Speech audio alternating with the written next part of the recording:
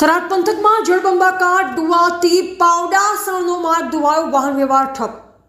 બનાસકાંઠા જિલ્લાના થરાદ પંથકમાં વહેલી સવારથી પડી રહેલા ધોધમાર વરસાદના કારણે જળબંબાકાર જેવી સ્થિતિ સર્જાઈ છે.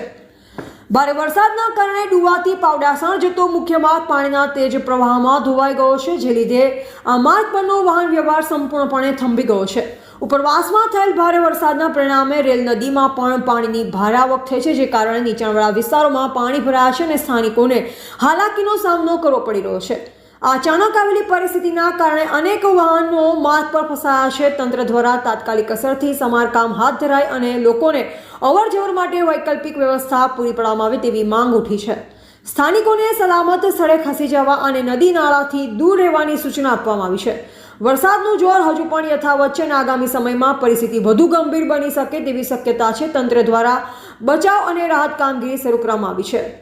પ્રકાશ ભારતી ગોસ્વામી, ભારતની અસ્મિતા, બનાસકાંઠા.